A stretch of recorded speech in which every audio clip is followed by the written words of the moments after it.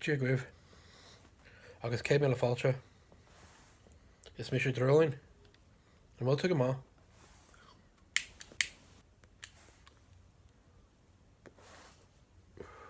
Hello, peoples. It's your friend the Wren, and tonight I wanted to share some stuff with you about something near and dear to me, which is poetry. It's special, it's sacred, and often taken for granted. So tonight I wanted to address a few things from the Gaelic culture that pertain to poetry and share one of my own.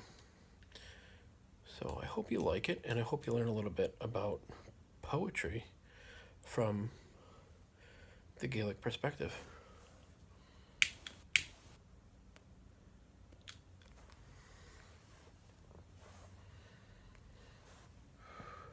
In Ireland, Scotland, and the Isle of Man, being a poet is still considered an honorable profession. It's well respected within a community.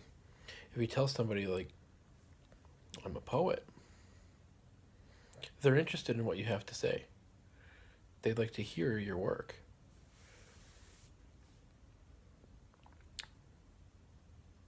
And in stateside, here, it's got some sort of connection when we start going backwards from where we are now to beat poets, to hippies, and then intermingles with classics.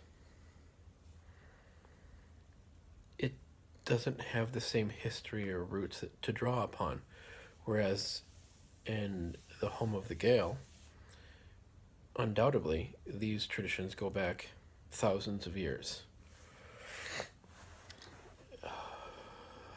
I would dare say that poetry undoubtedly it ties to a religious function stemming from the Proto-Indo-European people.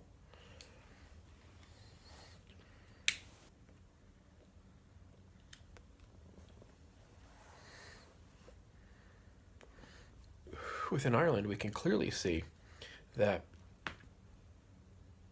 when the social political role of the druid, is on the decline, is eventually replaced by the doctor or professor of poetry, the Olav. They were poets that trained for 12 years, learning by rote various numbers of stories, up to 300 plus, strict rules of grammar and syntax, the building blocks and the structure of the language with poetic kennings. And just the Ogham alphabet alone provides us a glimpse into the structure, as a lot of people will say it's a tree alphabet. Yes and no.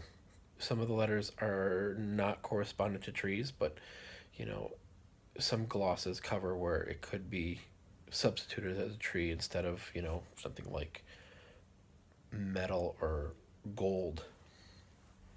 But I'm going off on a tangent here.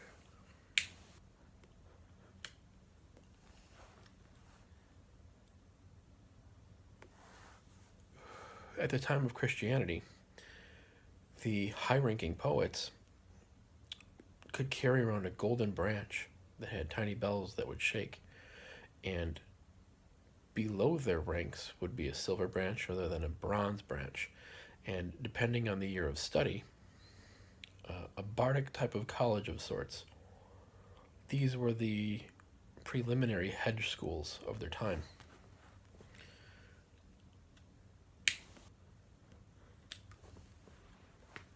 Per year, the student would learn from a mentor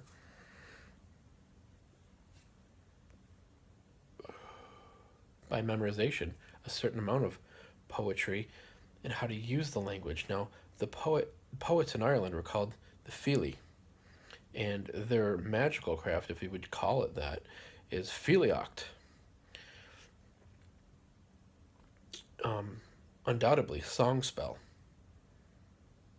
These poets had the power to use public satire within a tribal community, where if someone is doing this or that, and an Olav, someone who is well respected within the community, calls them out, points their finger at them, can use public satire, would be feared. You could be ostracized or even removed or kicked out of a community. The power to cause blemishes and boils on the face, to be an outcast in society, was not welcome. So, the power of word is very strong. Poetry has a means of compressing and condensing what a storyteller does, using flowery language, using a honey speech or a honey tongue.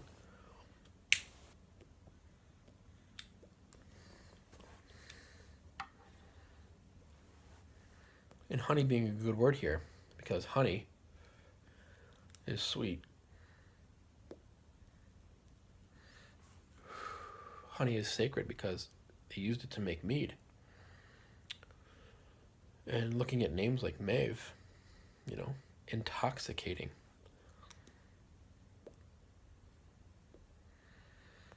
I'm sure that other cultures of the Indo-European branch have similar things within their cultures.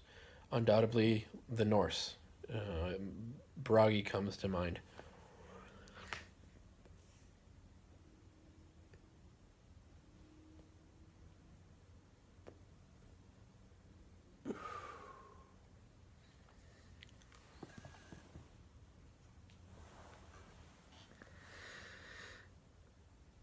Sláinte Solgar.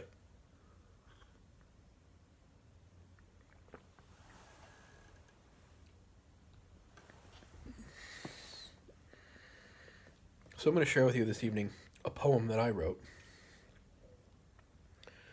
And it's called The Poet's Process. It's in English because I'm not fluent or proficient enough in my Gaeilge. So, and that brings up another point as well. Writing something in English with a Gaelic feel or a theme behind it honors the tradition, keeps it going, keeps it fluid, and crosses over into this culture. But for one to claim that it's directly connected to the Gaelic culture is unwise. The very subtle nuances that exist, and I'm still learning the language myself, as is my wife and children. The subtle nuances that exist within the language. A culture is defined by its language. So even just the simple meanings of a word, and then it's how it's used in a sentence, and what other words are used in conjunction with it. You really get a sense of this is the thought process behind the language. And then, here and there learning little bits about Old Irish and what words are considered archaic and no longer in common usage. Or even what words are still used in rural areas that are not used in widely accepted populace. And looking at why.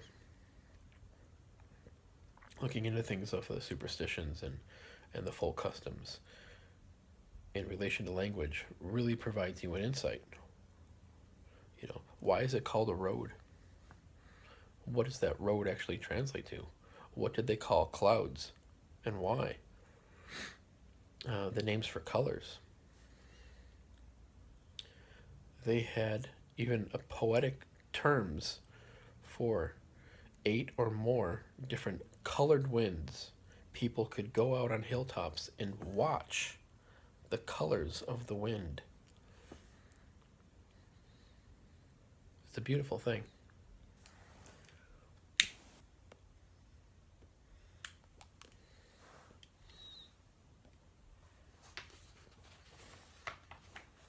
So I wrote this poem about 8 years ago.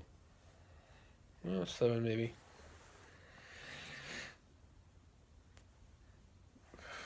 And like a lot of the poetry that I do, one or two lines come, and I don't know where they come from. Some sort of divine inspiration, some sort of collective unconscious, but a line or two comes, and I see them over and over again. And then automatically there's just this flow, and it just comes out. So, on with it.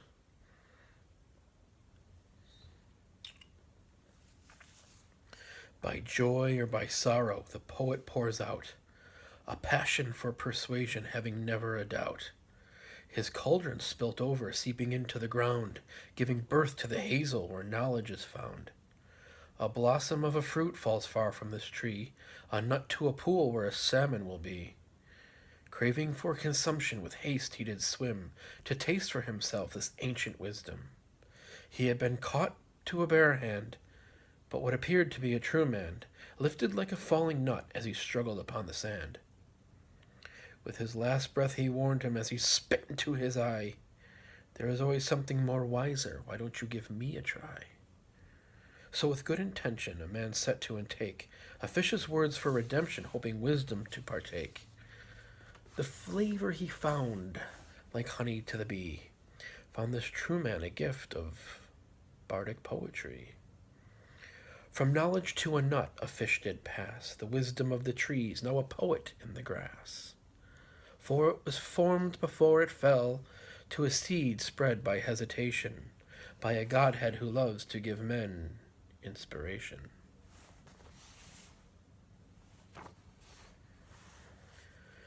And that's the poet's process.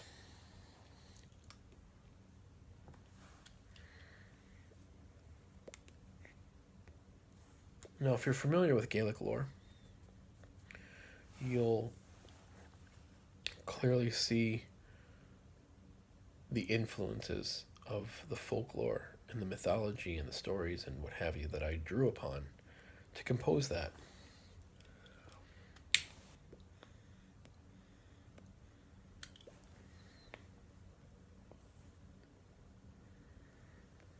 Well, I think that's going to be it for the evening. I'm going to finish my tea and probably do some reading. And that's about it. But I will catch you guys later. Thanks for sticking around, and I'll see you the next time. Until then, Slán go fóill.